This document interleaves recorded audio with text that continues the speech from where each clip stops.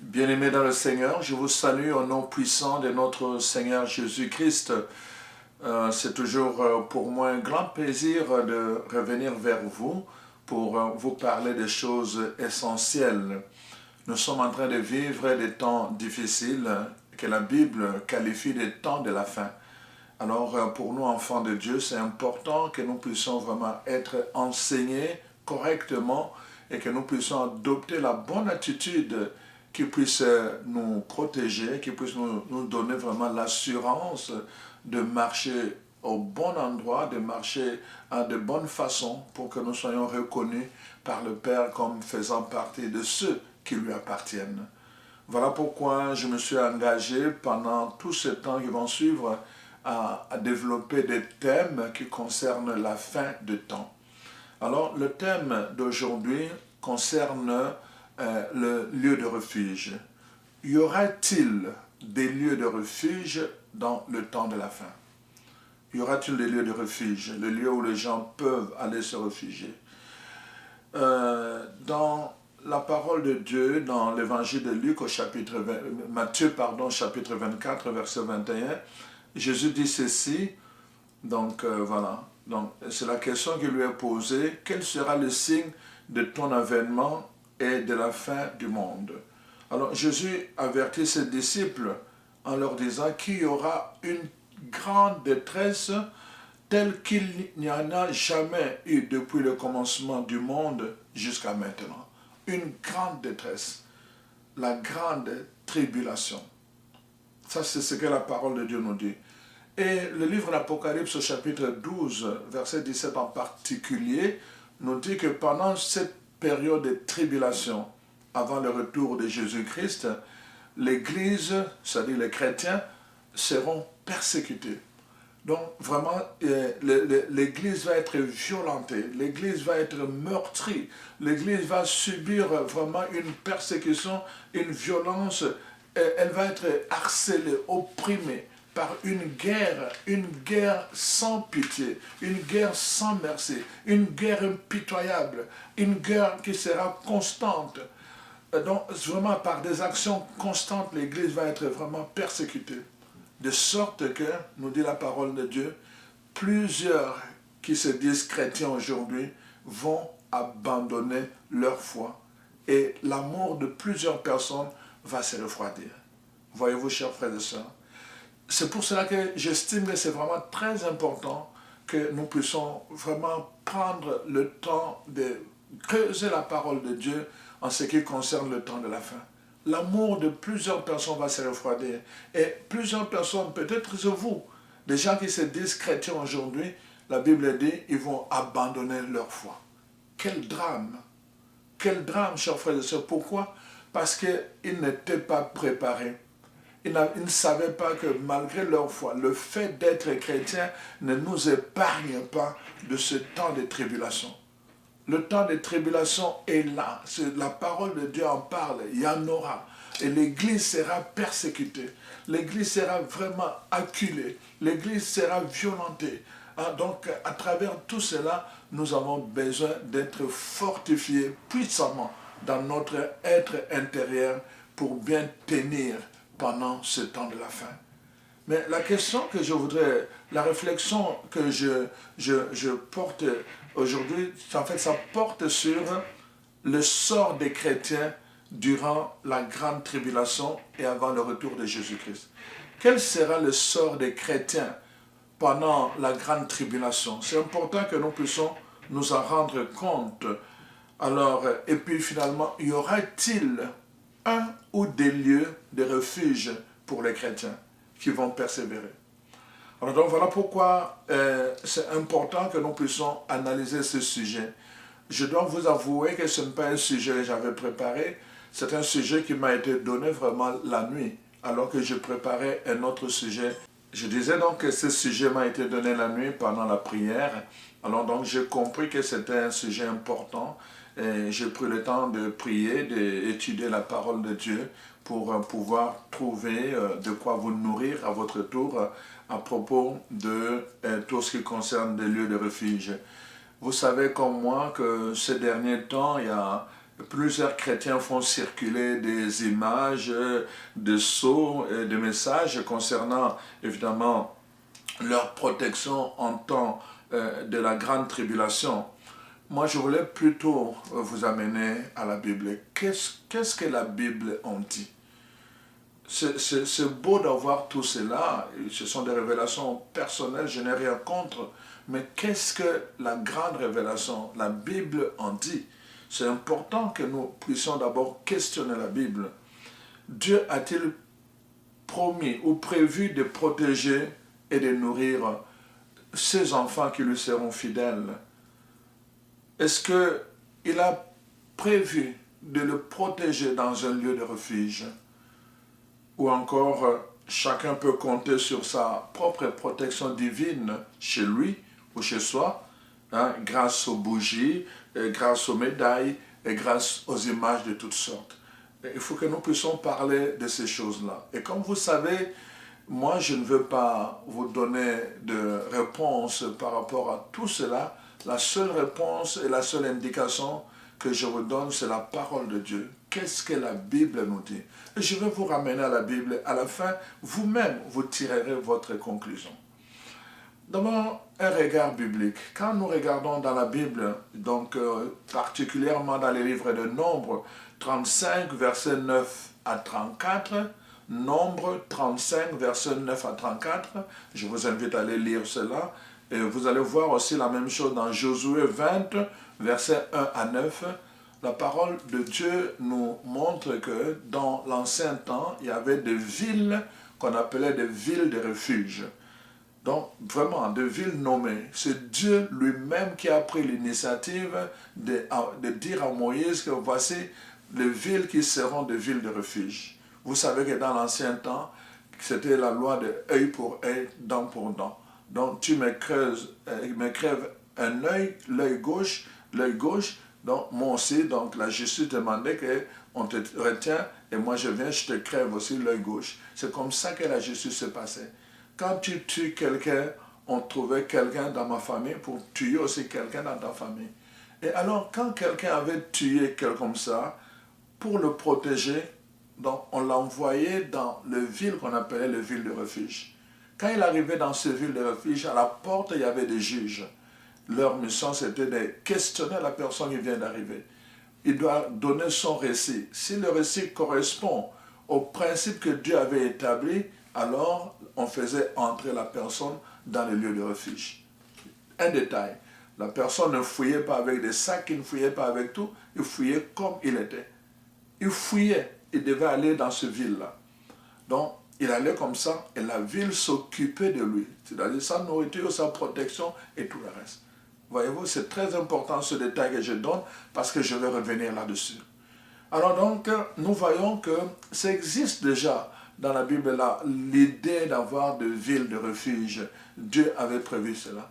Mais quand nous regardons dans la Bible, toujours je vais revenir de l'Ancien Testament jusqu'au Nouveau Testament, nous allons voir comment Dieu lui-même avait prévu ce genre de choses. Jésus, dans l'évangile de Luc chapitre 17, versets 26 à 27, voici.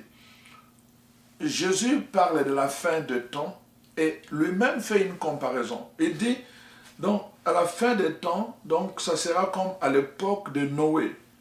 Malgré les avertissements que Dieu avait fait par Noé, donc Noé avertissait ses contemporains pour dire, faites attention, hein, je sens, Dieu me révèle un danger, faites attention, convertissez-vous. Les gens continuaient à vivre comme s'ils n'avaient rien entendu. Ils s'occupaient de manger, de boire, de se marier, de faire de fêtes et tout le reste. Et Dieu était mis vraiment en arrière. Il était négligé. Noé a multiplié les avertissements. Le peuple ne voulait rien savoir. Et la parole de Dieu nous dit, qu'est-ce que Dieu a fait? D'abord, premièrement, parce que le peuple continue à vivre dans la rébellion envers Dieu, Dieu lui-même a révélé. Suivez-moi bien. Dieu lui-même a révélé à Noé. Et il lui a dit, voilà, bâtis-toi un bateau. Donc, construis un bateau. Alors voilà, voilà la grandeur, il lui donne la grandeur, il lui donne les proportions du bateau et voici ce que tu vas faire dans le bateau. Tu vas mettre à chaque espèce, donc en double, femelle et mâle. Dans chaque espèce, tu vas faire entrer cela. Et la parole de Dieu nous dit, quand Noé a fait entrer sa famille et qu'il a fermé la porte du bateau, la parole de Dieu nous dit, donc, à partir du moment où Noé et sa famille fussent entrés dans l'arche, l'arche était le lieu de refuge pour Noé. Voyez-vous, après que Noé fut mis à l'abri, la parole de Dieu dit, le jugement de Dieu tomba sur la terre. Et il y eut une grande pluie pendant 40 jours. La terre fut inondée, les hommes furent tués. Voyez-vous, parce qu'ils ne faisaient pas attention à l'avertissement de Dieu. Mais parce que Noé avait fait attention, la parole de Dieu nous dit, Dieu avait attendu, Dieu avait lui-même donné des indications. Il a mis Noé à l'abri. Dès que Noé a été à l'abri, lui et sa famille, et les personnes qui sont entrées avec lui, la parole de Dieu nous dit, alors Dieu a lâché son jugement. La pluie est tombée. Quand Noé a été à l'abri. C'est important de comprendre comment Dieu opère. Jésus donne une autre comparaison. Toujours dans l'évangile de Luc 17, versets 28 à 29. Il donne aussi l'exemple de Lot. Vous savez, Lot avait émigré à Sodome. Et là, n'est-ce pas, les habitants de Sodome, nous savons comment ils multipliaient le péché. Ils marchaient dans la rébellion. Lot et sa famille étaient là et ils adoraient Dieu. Alors voilà que Dieu lui-même, il a vu le péché de Sodome sont montés vers le ciel et criaient vers le ciel. Dieu a envoyé des anges qui sont venus, n'est-ce pas? Et alors qu'est-ce qu'ils ont fait? Ils sont venus vers Lot pour lui dire, tu dois quitter Sodome, tu dois aller à l'abri. Mais on nous dit que Lot commençait à dire aux gens là, oh, écoutez, venez la ville, on va brûler la ville. Et les gens se moquaient de lui. Les gens se moquaient de lui. Quand les anges ont vu que Lot tardait à sortir avec sa famille, la Bible dit, ils les ont fait sortir de force. Ils sont allés vers la montagne. Donc c'est vers la montagne que Lot a trouvé son refuge. Le lieu de refuge pour Lot était la montagne. Pour Noé, parce que la terre allait être inondée, ce n'était pas la montagne, c'était l'eau. C'était l'océan. C'est sur la mer, n'est-ce pas, que Noé a trouvé refuge. Il flottait sur l'eau. À partir du moment que Dieu lui-même lui avait donné les indications de son lieu d'abri, de son lieu de refuge. Noé, c'est la même chose. Les anges le dirigent vers la montagne. Et c'est là qu'il va trouver refuge. Dès que dès que Lot et sa famille se retrouvent à l'abri de Sodome et Gomorrhe, le jugement de Dieu tomba comme un feu de soudre qui est tombé et la ville a brûlé. C'est ce que nous dit la parole de Dieu. Voyez-vous, Dieu attend toujours que ces élus à qui il a donné l'avertissement soient mis à l'abri pour que le jugement tombe. Donc, je suis en train de vous montrer un peu comment le lieu de refuge diffère. Pour Noé, c'était l'eau. Pour Lot, c'était la montagne. Dans le livre de l'Apocalypse, au chapitre 12, versets 1 à 4, on nous raconte l'histoire de la femme qui est enceinte et qui est prête à enfanter. Et de l'autre côté, il y a un dragon qui est là en train d'attendre pour, n'est-ce pas, avaler l'enfant. Et alors, donc, Dieu intervient dans ce récit de deux façons. D'abord, il sauve l'enfant, et deuxièmement, n'est-ce pas, il sauve la femme. La femme est envoyée dans le désert. Et là où il est envoyé, la parole de Dieu nous dit que Dieu lui avait préparé ce lieu pour elle, et Dieu s'est occupé de la nourrir dans le désert. Voyez-vous, chers frères et sœurs, Dieu prend l'initiative. En ce qui concerne le refuge sur le plan biblique, c'est Dieu qui prend l'initiative d'avertir ou de préparer le lieu. La femme est donc Apocalypse 12, verset 14, on voit par exemple, donc la femme s'enfuit dans le désert. Donc le désert, c'est-à-dire une région abandonnée. Je vous donne ces détails parce que c'est important de comprendre le lieu de refuge selon la Bible.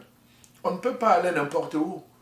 On ne peut pas aller n'importe où. C'est une région abandonnée. C'est la montagne. Vous allez voir pourquoi la montagne, je vais expliquer. Alors donc, la femme a trouvé refuge dans les déserts. Et Dieu lui-même avait préparé ce lieu-là et Dieu lui-même s'occupait de la faire nourrir.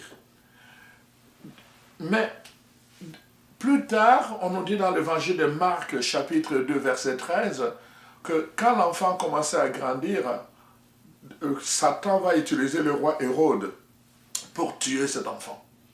Il n'a pas pu le tuer quand il naissait, maintenant il va le tuer à Bethléem quand il va grandir. Alors l'enfant grandit, n'est-ce pas? Alors quand on va révéler à Hérode que les trois mages vont révéler à Hérode qu'ils sont en train d'aller adorer un nouveau roi qui vient de naître, Hérode est pris de colère. Il dit, un nouveau roi, il va me faire concurrence. Alors il dit, je vais l'éliminer dès l'enfance. Et il a envoyé ses soldats tuer tous les enfants à partir de la naissance jusqu'à l'âge de 2 ans. Il ne voulait pas prendre de chance. Mais pendant ce temps-là, encore, c'est Dieu qui prend l'initiative d'avertir en songe Joseph pour lui dire, voilà, fuis en Égypte. C'est Dieu qui le dit. Joseph ne fuit pas par hasard. Dieu lui donne l'indication, fuis en Égypte pour protéger l'enfant jusqu'au moment où je vais te demander de revenir. Joseph a fui en Égypte. L'Égypte était le lieu de refuge pour Jésus et ses parents. Jusqu'à ce que le roi Hérode est mort, l'ange est retourné dire à Joseph, maintenant tu peux revenir à Bethléem parce que, n'est-ce pas, le roi qui lui en voulait est mort. Nous voyons donc l'intervention de Dieu à travers tout ce qui touche, n'est-ce pas, le refuge. Ce n'est pas simplement des affaires du hasard, mais on voit que Dieu lui-même, n'est-ce pas, intervient là-dedans. Alors c'est important que nous puissions prendre conscience de cela. Voyez-vous, à la grande époque, je pense que nous connaissons l'histoire du peuple de Dieu. Quand le peuple juif, Jésus, les apôtres regardent le temple de Jérusalem et ils sont en admiration. Jésus leur dit, et il prophétise disant que ce temple va être détruit et puis voilà, les païens vont piétiner Jérusalem. Quand vous verrez les païens piétiner Jérusalem, et cette affaire a eu lieu en l'an 70, vous savez, que Jérusalem a été encerclée par l'Empire romain, par l'armée romaine. L'armée romaine a piétiné Jérusalem et les habitants de Jérusalem ont été, n'est-ce pas, soumis à l'autorité de Rome. Mais qu'est-ce qui s'est passé pendant cette période de l'an 70 à Jérusalem?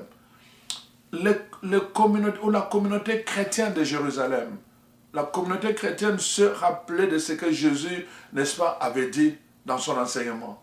Il avait dit, quand vous verrez ces événements, fouillez dans les montagnes. C'est Jésus qui a dit ça. Fouillez dans les montagnes.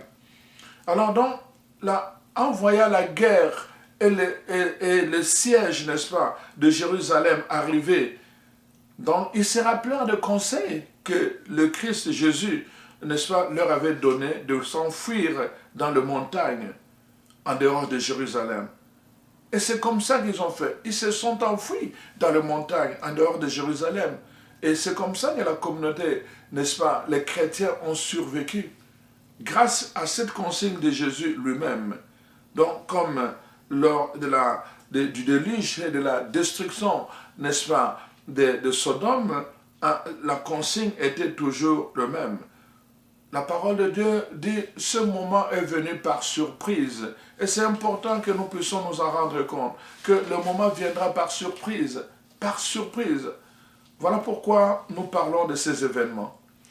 Ces événements donc que je viens de relater nous aident à mieux comprendre ce qui va arriver au temps de la grande tribulation, chers frères et sœurs. La parole de Dieu nous montre que Dieu lui-même, ça c'est la première chose que j'ai montré, Dieu lui-même va protéger son Église physiquement de la colère de Satan. Donc celui qui indiquera la direction, donc par une voie secrète, vers le lieu de refuge. Et c'est aussi lui qui assurera la nourriture. Très important ces deux dimensions-là. C'est pour cela que on ne peut pas aller n'importe où. Nous devons aller dans un endroit où Dieu va assurer la nourriture. Dans la montagne, Dieu a assuré la nourriture. Dans l'eau, c'est pour ça que Dieu a dit, prends ceci, prends cela. Dieu a assuré la nourriture. Donc c'est très très important. Et donc nous allons voir que les deux éléments, l'abri et la nourriture, sont vraiment pris en charge par Dieu lui-même. Toutefois, disons-le tout de suite là pour évoquer le deuxième aspect. Le lieu de refuge n'est pas un objectif pour le véritable chrétien. Ça ne doit pas devenir un débat là. J'entends les gens en faire vraiment un objectif, en train de faire des lieux de refuge, des images, de ceci. Ce n'est pas un objectif. Ce n'est pas un objectif, chers frères et sœurs. C'est une promesse divine qui assure la protection divine au temps de la fin. C'est une promesse, le lieu de refuge. Ce n'est pas un objectif. C'est une promesse. Dieu lui-même dit, je vais vous assurer une protection au temps de la fin et je vous donnerai une direction. Voilà. Alors donc, car le fait que les guerres, les famines et les maladies surviendront simultanément ou consécutivement à la fin des temps, Dieu a promis un lieu de refuge aux petits troupeaux fidèles afin d'échapper à ces calamités. Matthieu 24, verset 20. Voyez-vous? Parce qu'il y aura des événements difficiles, des événements qui vont s'enchaîner, l'un après l'autre. Alors, pour échapper à cela, il faut que ceux qui lui sont fidèles, ceux qui restent fidèles à Dieu, Dieu lui-même va s'occuper de le mettre en écart. Ça va se faire.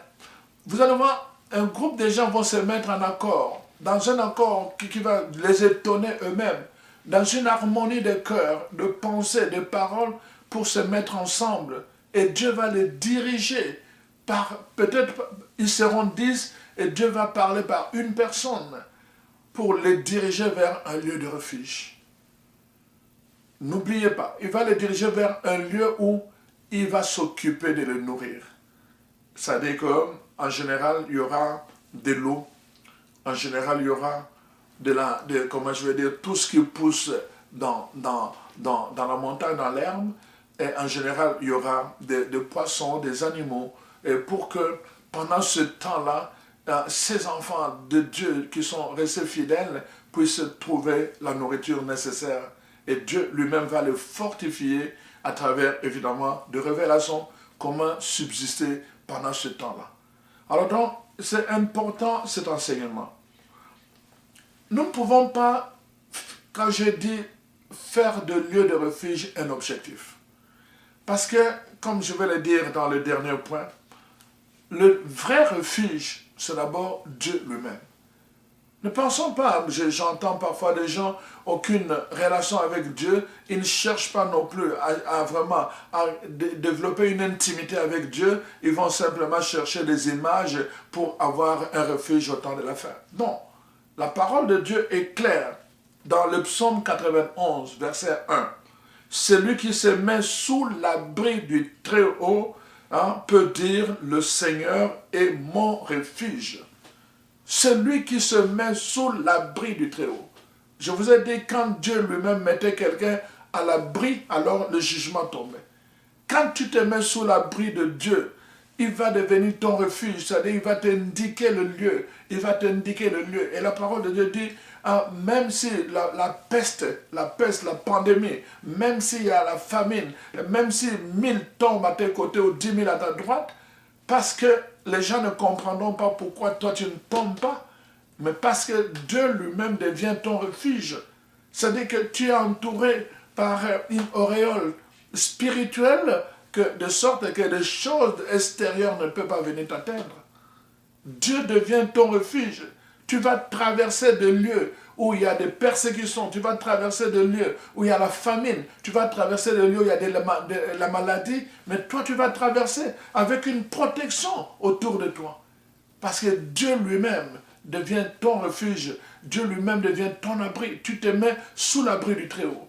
Voyez-vous, l'objectif doit être cela, rechercher l'abri du Très-Haut, rechercher l'abri de Dieu lui-même. Ce n'est pas d'abord à chercher le lieu de refuge.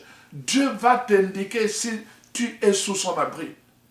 Voilà pourquoi, chers frères et sœurs, nous voyons dans le deuxième livre de Samuel, chapitre 22, versets 1 à 2. La parole de Dieu nous dit, alors que David était traqué, persécuté par le roi Saül, alors qu'il était, qu'est-ce que David fait? David aurait pu, il avait la force, il avait l'épée, il savait, c'était un militaire vraiment avisé. Il aurait pu tuer le roi David, le roi Saül. Mais non, la parole de Dieu nous dit, David a cherché son refuge en Dieu. La parole de Dieu dit, et c'est lui qui dit, Dieu est mon rocher, ma forteresse, mon libérateur. Dieu est mon rocher. La notion de refuge dans la Bible est reliée au rocher. C'est pour cela que la montagne, c'est d'abord le rocher. C'est d'abord le rocher. Quand j'étais allé en Haïti avant le séisme, avant le tremblement de terre, j'ai vu qu'il y avait des gens qu'on appelle les gens communs de mortels. Ils construisent leurs maisons un peu partout. Mais les gens qui sont riches ont construit leurs maisons un peu dans des lieux fortifiés. Ça, c'est à Port-au-Prince. Dans des lieux, c'est-à-dire que sur le rocher. Ils ont construit leur maison sur le rocher. Et quand il y a eu tremblement de terre, qu'est-ce qui s'est passé? Tous les autres qui avaient construit leur maison dans les lieux communs, leur maison avait sauté. Mais ceux qui avaient construit leur maison sur le rocher, en espérant, ont vu leur maison subsister. Donc, la notion de refuge est reliée aussi au rocher. C'est pour cela que Dieu est notre rocher. Tu dois faire de Dieu, nous allons le dire. Donc, voyez-vous, le psaume 42, le psaume 46, versets 1 à 10. Je vous donne cela pour que vous ayez le temps d'aller lire. C'est comme ça que vous allez développer votre intimité avec Dieu. Le psaume 46, versets 1 à 10. La parole de Dieu dit, Dieu est pour nous un refuge et un appui, un secours qui ne manque jamais dans la détresse. C'est pourquoi nous sommes sans crainte quand la terre est bouleversée et les montagnes chancellent au cœur de mer. Quand les montagnes chancellent au cœur de mer, comment on appelle cela? Les ouragans. Voyez-vous, tous ces ouragans qui viennent, de tempêtes qui viennent, et tout le reste, à partir de la mer, et qui viennent, n'est-ce pas, envahir la terre. On est sans crainte. Quand Dieu est pour nous un refuge, quand il est le secours, nous ne manquons de rien d'abord, du point de vue, comme je disais, de la nourriture, mais en même temps aussi du point de vue de la sécurité, il est pour nous, nous sommes sans crainte, même quand il y a des tremblements de terre, parce que la Bible dit, il y aura, dans les signes de la fin, il y aura des tremblements de terre. Dans les signes de la fin. Jésus lui-même a dit cela. Il y aura des tremblements de terre par-ci, par-là. Donc, la parole de Dieu dit, quand Dieu lui-même est notre refuge, nous serons sans crainte, même s'il y a des tremblements de terre, même s'il y a des ouragans, même s'il y a des tempêtes, nous n'aurons pas à craindre parce que nous savons au plus profond de nous-mêmes que Dieu est vraiment un refuge pour nous. Nous lui avons fait confiance, nous lui avons donné toute la place dans notre vie, que notre cœur lui appartient. Nous n'avons pas peur, nous sommes enfants de Dieu, nous sommes héritiers selon la promesse. Quand nous avons cette assurance-là, nous pouvons dire Dieu est notre refuge. Et alors, comme je disais, que 1000 tombent ou 10 000, nous avons l'assurance. Que la mer, n'est-ce pas, puisse surmugir, qu'il y ait de force par une tempête ou encore par toutes sortes de puissances. Nous n'avons pas peur que la terre puisse crier, n'est-ce pas, par des érosions, n'importe quoi. Nous n'avons pas de volcan, nous n'avons pas peur. De tremblements de terre, nous n'avons pas peur. Pourquoi? Dieu est pour nous un refuge. Voyez-vous, chers frères et sœurs, donc, en ce qui concerne notre lieu de refuge au temps de la fin, c'est d'abord en Dieu que doit venir notre véritable protection, non en un lieu, ni en une image. Vraiment, je vous le dis avec tout mon cœur, avec tout le respect que j'ai pour tout ce qui peut se faire de bien, de bon, mais je ne veux pas qu'il y ait un danger qui vous guette en pensant mettre votre assurance dans une image ou dans une... parce qu'une image est bénie, obéissant comme ça, vous avez mis dans votre maison et que ça vous assure la protection. Non, je refuse de vous dire cela parce que ce n'est pas biblique. Ne mettez pas votre non plus dans le vous allez allumer des bougies de telle couleur, de telle couleur. Moi, je ne peux pas vous enseigner cela parce que ce n'est pas biblique. Je vous enseigne ce que la Bible, que les autres disent, les révélations qu'ils ont reçues, ça n'engage que eux. Moi, je ne peux pas assumer la révélation de quelqu'un d'autre, j'assume la révélation biblique. Et la parole de Dieu est claire. Le premier refuge que nous devons chercher, c'est Dieu. C'est lui qui doit être notre refuge. Quand nous l'avons, il nous met sous l'abri. Il nous met lui-même sous son abri et alors il nous donne l'indication de lieu que nous allons. Et dans ce lieu-là, nous allons invoquer le nom de Jésus, n'est-ce pas? Nous allons nous-mêmes invoquer le nom de Jésus et nous allons invoquer, nous allons trouver vraiment notre protection dans le sang de Jésus, comme dans l'Ancien Testament. Voyez-vous? Au temps du peuple d'Israël en Égypte, ce ne sont pas leurs maisons, n'est-ce pas, qui les ont protégés de l'ange de la mort. Ce n'est pas du tout. Ni des 10 fléaux d'Égypte, pas du tout. Mais c'est le sang de l'agneau. Le sang de l'agneau qui les positionnait dans un lieu d'exemption. C'est le sang de l'agneau. Ne l'oublions pas. C'est toujours ce lieu-là. Ce n'est pas le fait qu'ils étaient dans les maisons qui leur appartenaient, mais c'était le sang de l'agneau qui les protégeait. Nous allons invoquer, là où nous sommes, invoquons le sang de Jésus-Christ. Invoquons le sang de Jésus-Christ. Ce que je vous dis là, c'est Exode 12, verset 13. Nous n'avons pas besoin... Si nous pouvons mettre toutes sortes de choses, je vous l'ai dit tout le temps, même un crucifix que nous mettons dans notre maison, s'il n'est pas en lien avec Jésus-Christ, c'est-à-dire que si c'est juste un décor de plus dans notre maison, il n'aura aucun effet. Aucun effet. Ça doit nous rappeler simplement que Jésus est mort pour nous, qu'il a donné sa vie pour nous racheter. Et la conséquence, c'est qu'à notre tour, nous donnons aussi notre vie à lui, en l'accueillant comme notre Seigneur et notre Sauveur. Nous lui donnons la permission d'être notre roi. Maintenant, nous n'attendons pas le temps de la fin. Maintenant. Parce que ce jour-là viendra à l'improviste. Si nous n'avons pas Dieu pour refuge, même si nous avons un lieu de refuge, peut-être nous n'arriverons même pas. Peut-être nous n'arriverons même pas parce que nous n'aurons pas l'indication. Je vous ai dit, Dieu avertit le sien. Dieu a averti tous les siens à l'avance. Il a averti Moïse. Il a averti les prophètes. Il les avertissait à l'avance de ce qu'ils devaient faire pour sauver le peuple. Donc notre Dieu, c'est un Dieu qui avertit, mais ses enfants. Nous devons chercher notre refuge en Dieu.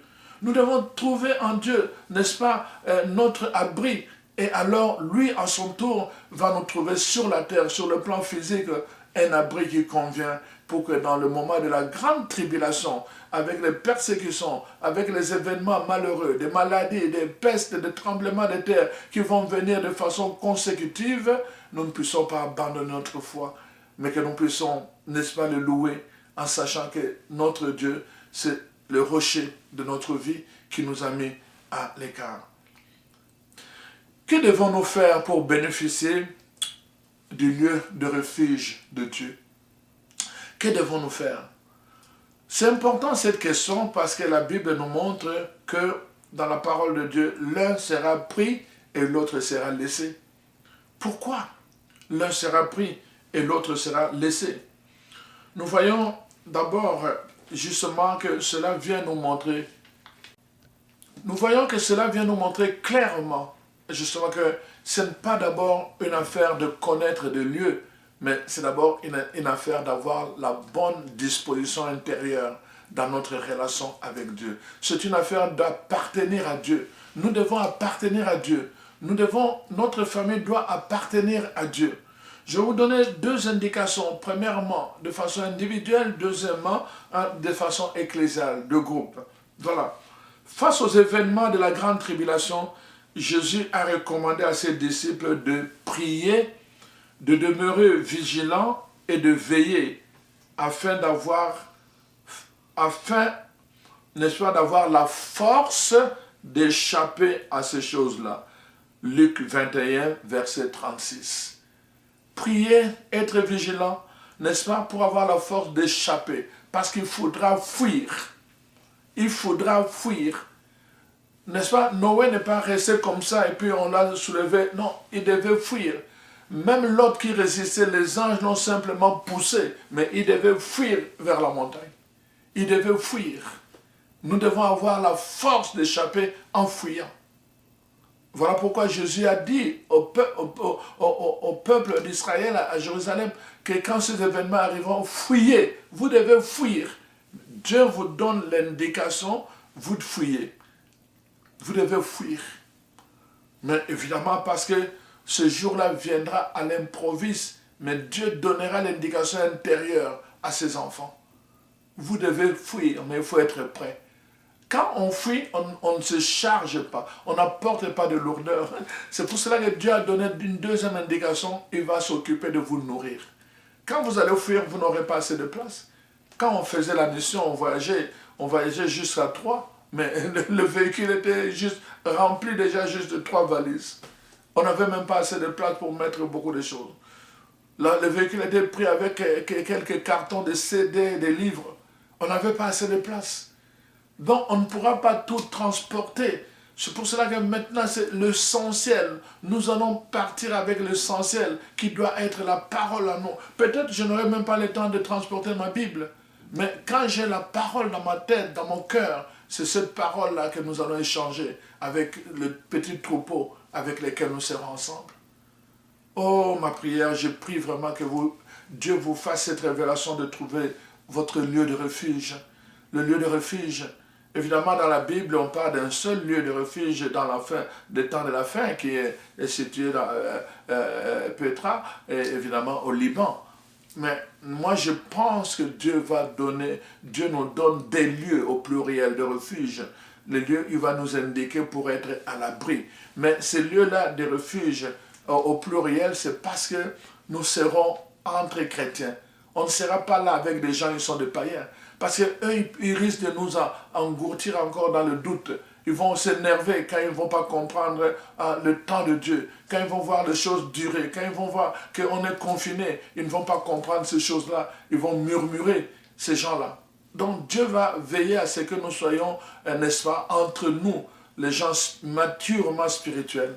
Voilà pourquoi je vous dis que c'est maintenant qu'il faut penser à ça. Étant donné donc que plusieurs prophéties bibliques ont été réalisées, nous croyons qu'il y aura un lieu de refuge, n'est-ce pas, pendant la grande tribulation. Il sera pour ceux et celles qui laissent le Christ vivre sa vie en eux. C'est donc maintenant qu'il faut se préparer pour être sélectionné pour le lieu de refuge. C'est maintenant qu'il faut prier pour soi-même. C'est maintenant qu'il faut prier pour le membre de sa famille, pour le membre de son groupe, pour le membre de son église, comme Paul l'a fait, n'est-ce pas? On voit dans Ephésiens 1, versets 17 à 19, Paul dit « Je me mets à genoux devant Dieu, le Créateur de toutes choses, et je prie pour que le Seigneur vous fasse voir la longueur, la largeur, la hauteur et la profondeur de l'amour qu'il vous a manifesté en Jésus-Christ. Et que donc cet amour, et comme il est dit encore dans Romains 8, verset 31, que à cause de cet amour que rien ne puisse vous séparer du Christ, ni la mort, ni la persécution, ni le dénuement, ni la faim, ni tout ce qui va arriver dans le temps de la fin, que rien ne puisse vous séparer, n'est-ce pas, de l'amour de Jésus-Christ. Voyez-vous, Paul se met à genoux et il prie pour d'autres personnes. tu dois faire la même chose. Te mettre à genoux dès à présent, commence à prier pour ta famille. Commence à prier. Tu veux que tu sois avec les membres de ta famille, mais la première chose, commence par prier pour eux. Dieu va toucher leur cœur. Ne pense pas simplement que parce que tu as mis une image et que tu vas entraîner les membres de ta famille comme ça. Non, pas du tout. L'un sera pris, l'autre sera laissé dans la même maison. Les deux seront sur le toit. L'un sera pris, l'autre sera laissé. Les deux seront, n'est-ce pas, au champ. L'un sera pris, l'autre sera laissé. Tu dois comprendre ce principe biblique. Voilà pourquoi c'est le moment de prier.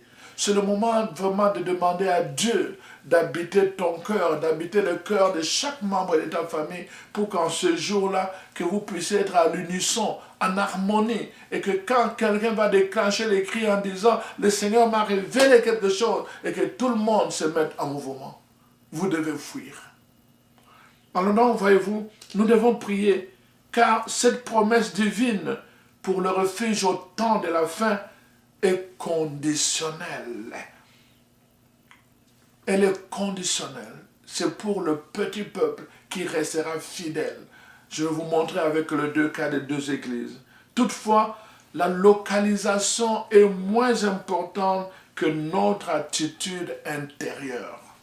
Le fait de savoir que tel lieu, c'est moins important. La femme de Lot, rappelez-vous, n'est-ce pas? La femme de Lot savait, on leur avait dit, fuyez à la montagne. Fuyez vers la montagne. C'est là que vous allez trouver votre abri, votre refuge. La femme de Lot savait que c'est sur la montagne qu'il y avait le refuge, mais elle n'est jamais entrée dans le refuge. Pourquoi? Son cœur était tourné vers tout ce qu'elle avait laissé dans sa maison. Son cœur avait été tourné vers Sodome. En fait, vers Sodome, c'est pour montrer un peu quand il voyait, tout ce qu'on a laissé, notre maison brûle, voilà, on avait ceci, on avait cela. À cause du matériel, la femme de Lot n'a pas pu entrer dans le lieu de refuge. Mais elle savait où se trouvaient les lieux de refuge. Le fait de les savoir ne suffit pas, chers frères et sœurs. Nous devons rechercher justement, n'est-ce pas, à développer une attitude intérieure qui plaise à Dieu. Peu importe que nous connaissions l'emplacement exact ou non, si nous ne remplissons pas les conditions imposées par Dieu, nous n'y serons pas. Je vous renvoie à Isaïe 58. La parole de Dieu dit, le jeûne qui me plaît. Le jeûne qui me plaît. À propos de la prière du jeûne. Voilà, Dieu veut, voilà comment aider. Alors, quand tu feras cela, quand tu vas délier les gens, quand tu vas pardonner les gens, quand tu vas délier tout ce que tu as mis dans le joug, alors la lumière brillera comme l'aurore dans ta vie. Il y a des jeunes qui plaisent à Dieu, il y en a d'autres que Dieu ne regarde même pas. Donc, je vous invite à aller lire Sophonie, chapitre 2, verset 3. Et de lire aussi Malachie, chapitre 3, versets 16 à 17. Je ne lis pas ça pour vous, je vous donne comme devoir pour vous préparer en ce temps de la fin. Vraiment, préparez-vous. Isaïe 33, versets 14 à 16. Qui pourra se tenir dans le lieu que Dieu a préparé, dans le lieu saint, dans les hauteurs, dans la montagne sainte? Et la réponse, c'est celui qui fait, n'est-ce pas, qui fait la justice.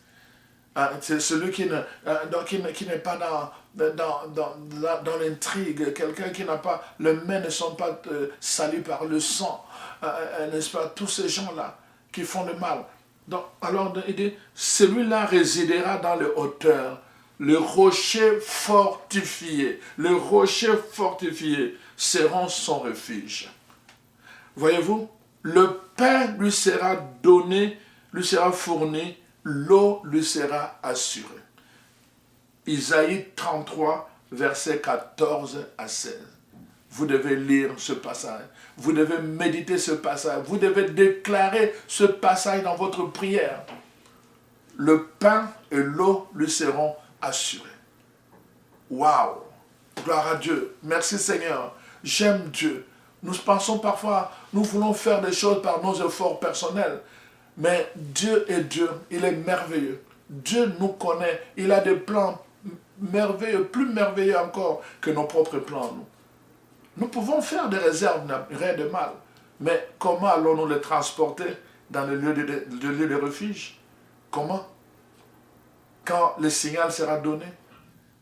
Donc, nous pouvons faire des réserves. Si Dieu nous a déjà révélé le lieu de refuge, tant mieux. Alors, apportons nos affaires là. Mais ces affaires, peut-être, ne dureront pas longtemps parce que Dieu lui-même va encore nous nourrir à travers l'eau, le poisson, à travers la forêt, les légumes et tout le reste, et à travers les animaux. Il va pourvoir à notre nourriture. C'est la promesse de Dieu. Je vous ai dit dès le commencement que quand, étant donné que plusieurs prophéties bibliques se sont réalisées, nous croyons qu'il y aura aussi cette promesse de Dieu pour la fin des temps et surtout le moment de tribulation va aussi se réaliser. Alors, je termine avec deux attitudes. Les deux attitudes sont dans les livres d'Apocalypse. La révélation que l'Esprit donne à Jean à propos de la fin des temps. Deux églises, Laodicée et Philadelphie. On nous dit ceci, voyez-vous, ce n'est pas le fait d'appartenir à l'église qui donne l'assurance d'avoir un lieu de refuge. Pas du tout. Examinons deux églises pour comprendre cela. D'abord, Apocalypse 3, verset 16, nous parle, n'est-ce pas, de l'église de Laodicée. Voici ce que l'Esprit dit à l'église de Laodicée. Parce que tu es tiède et non froid ou bouillant, je vais te vomir de ma bouche. Parce que tu es tiède. À cause de leur apathie spirituelle et de leur tiédeur, les chrétiens de Laodicée seront martyrisés. Ils souffriront pour être purifiés. La souffrance va être leur lot pour qu'à travers cette souffrance, ils soient purifiés, qu'ils puissent vraiment finalement confesser Jésus-Christ, qu'ils puissent finalement crier vers Dieu. Voyez-vous? Parce qu'ils ont été tièdes. La tiédeur. La tiédeur peut te coûter cher, mon frère, ma soeur. En ce temps de la fin, tu dois devenir zélé dans ta famille. Tu dois devenir zélé dans ton entourage. Tu ne peux plus rester un chrétien tiède, un chrétien neutre. Ça n'existera pas la place des chrétiens neutres. Ou bien tu es pour Dieu ou tu es contre Dieu. Tu es pour Jésus ou tu es contre Jésus. Alors, le refuge va se faire de cette façon-là. Les chèvres et les chèvres et les brebis. Aux uns on dira, éloignez-vous de moi. Aux autres on dira, venez, prenez place, entrez dans le lieu que le Père vous a préparé depuis la création du monde. Le béni de mon Père. Voyez-vous? Dans le 2. Alors dans Apocalypse 3, verset 8, c'est l'Esprit qui s'adresse à l'église de Philadelphie, aux chrétiens de Philadelphie. Voici ce qu'il dit. Voici, j'ai placé devant toi une porte ouverte que nul ne peut fermer. Tu n'as que peu de force, pourtant tu as gardé ma parole et tu n'as pas renié mon nom. Verset 10 maintenant. Parce que tu as gardé ma parole avec persévérance, moi aussi, je te garderai de l'heure de l'épreuve qui va venir sur l'humanité entière et mettre à l'épreuve les habitants de la terre. À cause de ton zèle, dit l'Esprit, le chrétien de Philadelphie, l'église de Philadelphie sera protégé et non celle de Laodicée. Tu vois, Dieu lui-même dit, à l'heure de l'épreuve qui va venir sur l'humanité entière et qui va mettre les habitants de la terre à l'épreuve, moi, je te garderai. Pourquoi? Tu es demeuré fidèle à ma parole. Voilà pourquoi, chers frères et sœurs, je vous ai parlé de la parole. La parole de Dieu va être les critères. Revenez à la parole de Dieu. Quand vous avez l'assurance de la parole de Dieu, que vous avez vraiment l'assurance que vous êtes Dieu est votre Dieu, il est votre Père, il est votre abri, il est votre refuge. Quand vous avez cette assurance que Jésus-Christ est votre Seigneur, il est votre roi, il est votre maître, quand vous avez l'assurance que vous avez développé une intimité avec lui, alors la parole de Dieu dit, c'est une promesse, je te garderai de l'heure de l'épreuve. Comment? En te plaçant, en t'indiquant, en te dirigeant vers un lieu de refuge. Et là, je te nourrirai. La sécurité et la nourriture. Quelle merveille! Que peut-on demander encore à Dieu? Après, tu peux mettre tout ce que tu veux, tes images, tu peux tu peux allumer tes bougies, tu peux faire ce que tu veux. Mais d'abord, la parole. Reviens d'abord à la parole de Dieu, chers frères et sœurs. Celui qui gardera, voyez-vous, celui qui gardera ma parole avec persévérance. Parce que tu as gardé ma parole avec persévérance, moi aussi, je te garderai de l'heure de l'épreuve. Waouh! Mon frère, ma soeur, c'est ma prière pour toi maintenant. Oh, il y a tellement de choses qui viennent nous tenter. Le message à travers le média, à travers Facebook, à travers WhatsApp, à travers Internet. Beaucoup de messages parfois contradictoires qui viennent nous troubler. Il y a tellement de messages. Je voulais t'amener aujourd'hui vraiment que la parole de Dieu soit ta seule lumière, le seul critère sur lequel tu dois porter ton jugement. Dieu t'aime, il est fidèle à ses promesses, il prépare de lieux de refuge pour ses enfants. Seras-tu compté parmi ces gens-là? Seras-tu compté parmi les gens pour qui Dieu prépare un lieu de refuge?